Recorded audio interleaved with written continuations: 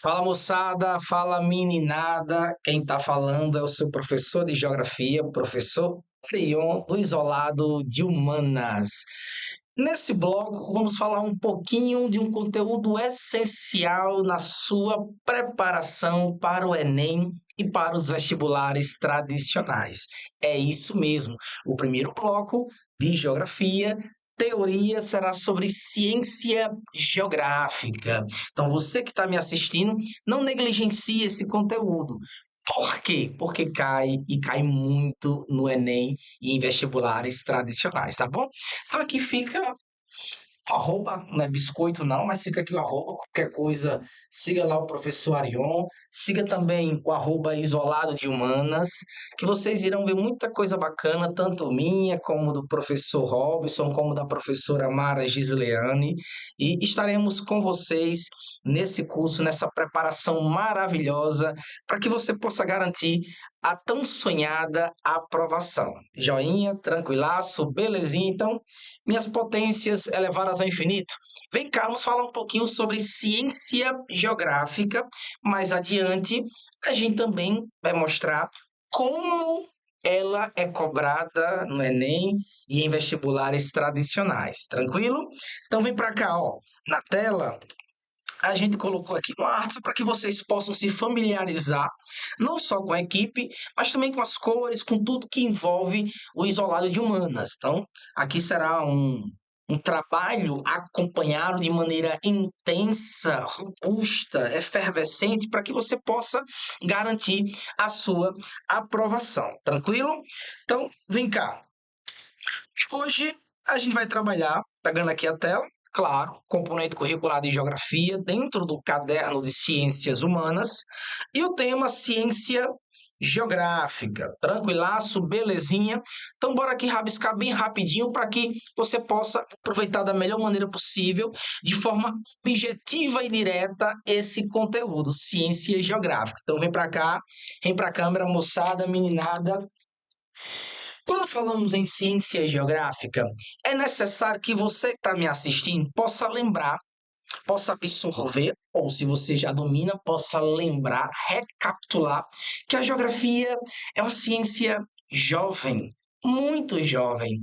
Ela vai emergir no século XIX, em especial no final do século XIX, assim como outras ciências também jovens que surgiram e se desenvolveram nesse contexto. Para a gente falar um pouquinho da ciência geográfica, é necessário também, porque o Enem ama de paixão e assim outros vestibulares, se remeter a toda uma contextualização histórica. Ora, quando a gente fala no final do século XIX, o que é que o mundo estava vivendo? O mundo estava mergulhado, principalmente o continente europeu, estava mergulhado em um cenário de neocolonialismo. Neocolonialismo. Esse neocolonialismo, intitulado também de imperialismo, foi um cenário em que as potências europeias, França, Inglaterra, Portugal, Espanha, entre outros, Alemanha, fatiaram como um bolo, como uma torta, como um pudim o continente africano em busca de recursos naturais, energéticos, aquilo que eles não encontravam mais no velho continente. E aí foram em busca lá no continente africano, colonizando várias terras, joinha, bem como também no continente asiático. Esse cenário ficou conhecido, muito conhecido como neocolonialismo ou imperialismo. Tranquilaço, belezinha. E foi nesse cenário, final do século XIX, que vai emergir a ciência geográfica. E essa ciência geográfica, no final do século XIX, ela irá emergir associada a duas escolas europeias importantes. Sempre que vocês ouvirem falar do surgimento da geografia enquanto ciência, lembrem de duas escolas muito importantes nesse cenário. Uma foi a escola alemã,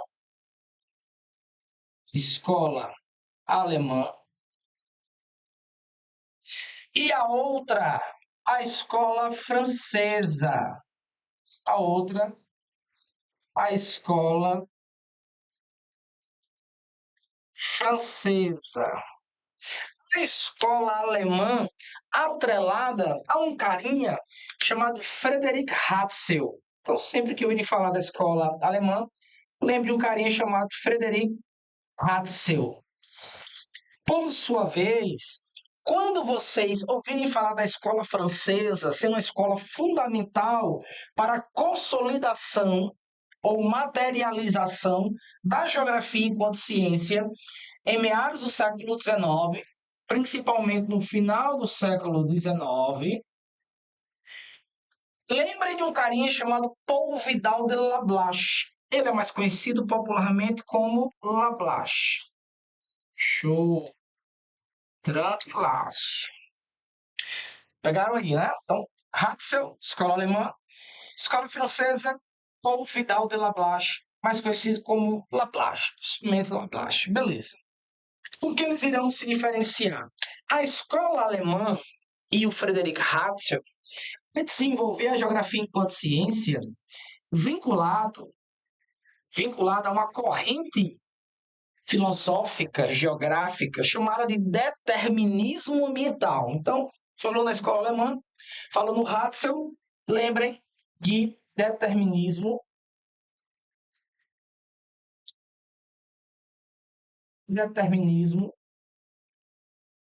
ambiental ou geográfico, tá bom? Determinismo ambiental. Quando escutarem ou lerem uma questão falando sobre a escola francesa e o Paul Vidal de Lablache, lembrem automaticamente de uma outra corrente geográfica, filosófica geográfica, chamada de possibilismo.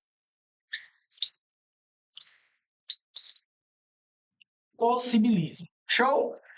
Sem mais delongas, o Hatzel dizia o seguinte, que para o homem prosperar, se desenvolver, o meio era determinante. O meio determinava, o meio ambiente determinava como o homem iria prosperar, progredir, se desenvolver. Então, dependendo da circunstância, da localização geográfica e de todo um cenário ali inserido, ele teria a possibilidade de prosperar ou não. Então, o meio era determinante. Já o povo de Lablache, não. Ele afirmava que o meio ele dava possibilidades para que o homem pudesse se adaptar a cenários também adversos, como, por exemplo, na Sibéria. Pega o caso dos esquimós, constrói aqueles iglus, estruturas, como se fossem casas, para sobreviver, para subsistir, e tem toda uma dinâmica, toda uma vivência associado àquele cenário. Tranquilo? Adverso. De um ambiente com um clima muito frígido, temperatura abaixo de zero, podendo chegar até menos 30 graus na escala Celsius em alguns períodos do ano. Tranquilo? Então, escola alemã, Hatzel, determinismo ambiental. Falou em Hatzel também, lembre uma palavrinha que ele sempre utilizou e que serviu de parâmetro para que várias potências europeias, principalmente a Alemanha, buscassem um cenário de expansionismo territorial, buscando novas terras para incorporar e para manter o seu desenvolvimento, o seu prosperar. Que palavrinha seria essa? Espaço vital. Para o Hatzel, um Estado, ele precisa construir, desenvolver e ter todo um cenário do espaço vital pujante. O que seria esse espaço vital? Os recursos energéticos, hídricos, mineralógicos, enfim, toda uma riqueza natural, matérias-primas essenciais para o desenvolvimento do Estado. E aí o próprio governo nazista, o próprio Adolf Hitler se incorporou desse pensamento, dessa ideia do espaço vital do Frederick Hatzel, para dar uma resposta ou para consolidar o seu discurso expansionista. E já a escola francesa também, com Laplace, vai afirmar que é necessário o Estado pensar em absorver recursos ou buscar novos recursos para manter o seu desenvolvimento, a sua prosperidade, tá? O seu desenvolvimento econômico, social, político. O Laplace, diferente do Ratzel, que chamou aqui de espaço vital, vai chamar esses recursos essenciais para o desenvolvimento de um estado de gênero de vida. Gênero de vida. Joinha. Tranquilaço, belezinha. Pegamos aí duas correntes muito importantes. É claro que existem outras correntes essenciais, correntes até brasileiras, escolas que surgiram ao longo do século XX, mas a título de prova, a título de Enem, a título de vestibulares tradicionais, determinismo ambiental, possibilismo. Determinismo, o meio determina como o homem irá prosperar. Escola alemã, Frederic Hatzel, espaço vital. Possibilismo geográfico, o meio possibilita, dá condições para que o homem possa se adaptar, condiciona um cenário de adaptação, tá? De sobrevivência, de subsistência, associada à escola francesa, no nome do Paul Vidal de Laplace, mais conhecido só como Laplace, que afirma que é essencial o Estado pensar no seu gênero de vida para manter a sua prosperidade, o seu desenvolvimento. Tranquilaço, joinha? Então, a princípio, esse ponto é essencial que vocês absorvam. A título de Enem, aí vem agora a cereja do bolo. Preste atenção, concentrou aqui. Concentrou. Ah, rapidinho aqui, é pisurado, objetivo, direto, que você garanta a tua tão sonhada aprovação no Enem, nos vestibulares tradicionais. Vem para cá, ó. Geografia em consciência, ela irá se embebedar de um contexto muito importante para a geografia hoje como disciplina. Por exemplo, deixa eu tentar esclarecer aqui para vocês. Ao longo da educação básica, ensino fundamental 1 e 2, ensino médio, vocês se debruçaram na disciplina de geografia, no componente curricular de geografia, estudando sempre alguns conteúdos. Cartografia, geologia, climatologia, geopolítica, urbanização, industrialização, aspectos demográficos, migrações, enfim. Por trás desses conteúdos, existe o alicerce. Assim como uma casa, como um prédio, precisa de um alicerce para dar sustentação àquela construção, a ciência geográfica e, sobretudo, as discussões do dia a dia, do cotidiano, dentro da disciplina de geografia que você que está me vendo, está me assistindo, já absorveu e agora está recapitulando ou reforçando, ou vendo aquilo que não conseguiu ver para garantir a aprovação, por trás desses conteúdos há um alicerce, há uma base que vai dar fundamentação para esses diálogos, para essas discussões, para esses temas. Tranquilo? E que alicerce seria esse? Na geografia, afirmamos que há as chamadas categorias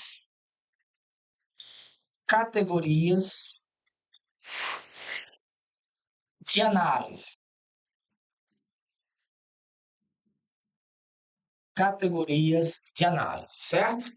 Essas categorias de análise, elas irão dar um suporte para toda e qualquer discussão que há na geografia hoje com a disciplina, certo? Então, toda a discussão, todo o tema, conteúdo que vocês viram até hoje, de alguma forma, eles se embebedaram dessas categorias de análise, da ciência geográfica, da geografia enquanto ciência. Nós temos, nesse caso, 5 categorias de análise. Quais são elas? A principal, porque é o objeto de estudo da geografia, o espaço geográfico. Nós temos aqui o espaço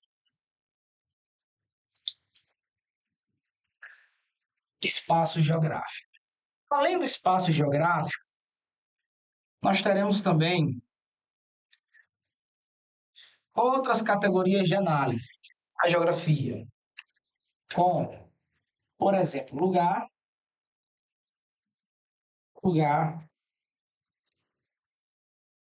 paisagem, lugar, paisagem, paisagem,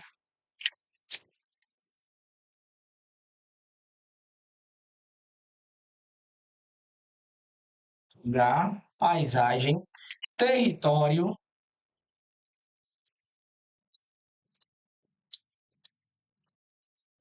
território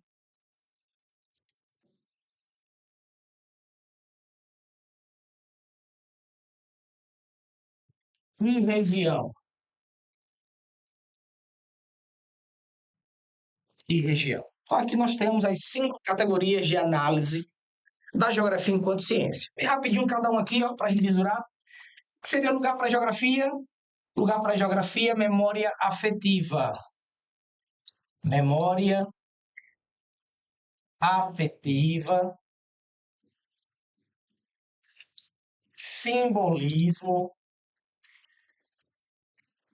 característica de pertencimento. Lugar para geografia é diferente do que é lugar para mim e para você que está assistindo. Um campo de futebol, um estádio de futebol é um lugar. É o shopping center é um lugar para você que está me assistindo. A casa de um amigo é um lugar. Para geografia, não. Para geografia, lugar tem que automaticamente ter um vínculo importante, um vínculo simbólico, um vínculo afetivo. Então, lugar para geografia tem que ter afetividade, memória afetiva, característica de pertencimento e simbolismo. Olha aí a competência 1 do Enem, entrando com muita efervescência, com muita força nesse tipo de conceito. Então, para geografia, memória afetiva. Tranquilo? Belezinha? Paisagem. Que vocês ouviram falar em paisagem na geografia? Paisagem é tudo aquilo que está no nosso espectro visual, tanto de uma paisagem concreta como de uma paisagem natural, concreta, que eu digo construída pelo homem. Então, tanto uma paisagem antropogenética, antrópica, prédios ou arranha-céus, estradas, bem como as paisagens naturais, os campos fluviais, as regiões montanhosas, regiões de planaltos, serras, chapadas, chapadões, enfim, paisagem natural, bem como a paisagem construída. É claro que também a paisagem ela pode ser sensorial. Por exemplo, você pode ter visitado um familiar, comido lá, degustado um prato extremamente saboroso. Depois de um certo tempo, você experimenta esse prato de uma outra pessoa, em um outro local, depois de vários anos, e você, opa, se remete àquela experiência que você teve há 5, 10 anos atrás, resgatando no seu subconsciente aquela vivência, aquela paisagem ali de uma fazenda, na casa de uma avó, de um avô, do sítio de um tio, tá bom? Tranquilaço, belezinha? Tem também a memória, temos também a memória afetiva, simbólica. Paisagem construída, e colocar aqui paisagem antrópica,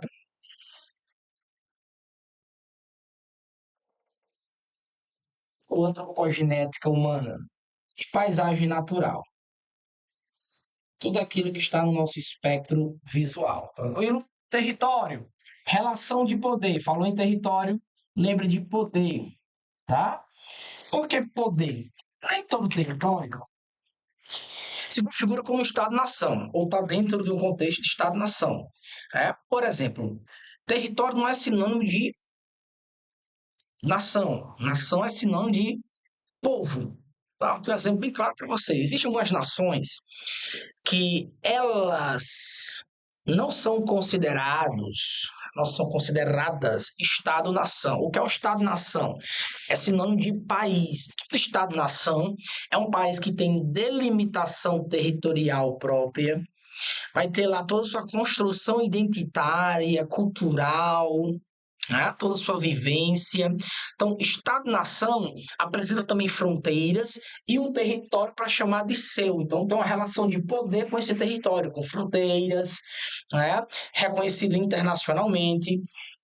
Contudo, nós podemos ser também nações, povos, que não têm um território para chamar de seu. A gente pode citar o caso dos palestinos, dos curdos, que é a maior nação, o maior povo sem território para chamar de seu. Eles vivem perambulando em vários países como Iraque, Turquia, Irã, Líbano, tá bom? Síria. Show? Então, território, relação de poder de um Estado-nação. Falando em território, relação de poder, automaticamente lembrem de Estado-nação. E para finalizar, a região. Região é uma delimitação espacial que vai apresentar similaridades e diferenciações. Então, região, quando você escuta falar em região, lembra logo da divisão do IBGE. Norte, Nordeste, Centro-Oeste, Sudeste, Sul, mas existem várias formas de regionalizar um território, tá bom? Não só aquela divisão trivial do IBGE. Inclusive, há outras divisões do Brasil bem mais cobradas no Enem que a do IBGE, como, por exemplo, a regionalização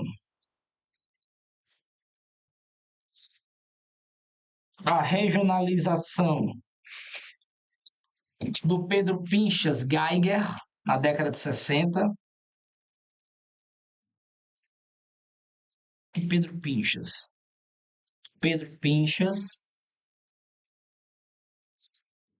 que dividiu o Brasil em 3 regiões geoeconômicas: a Amazônia,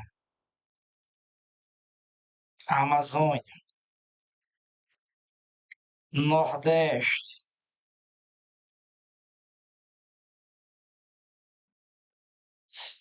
e Centro-Sul, e a regionalização do Brasil de Milton Santos. Por vezes, cai também no Enem. Os chamados 4 Brasis, Milton Santos, que ele vai separar o Brasil em Norte, Nordeste, Centro-Oeste, e a quarta região, o quarto Brasil, seria a região concentrada. Segundo Milton Santos, é nela onde se materializa a terceira revolução industrial, ou meio técnico, científico, informacional. Os estados do Sudeste e do Sul, região concentrada. Tranquilaço, belezinha?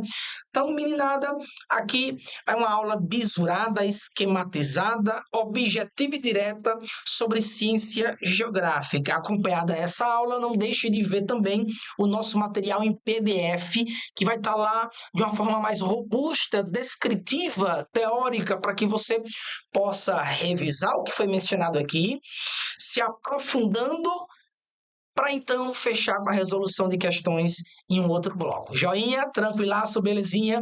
Um beijo, fui, minhas potências elevadas ao infinito e além. Se cuida!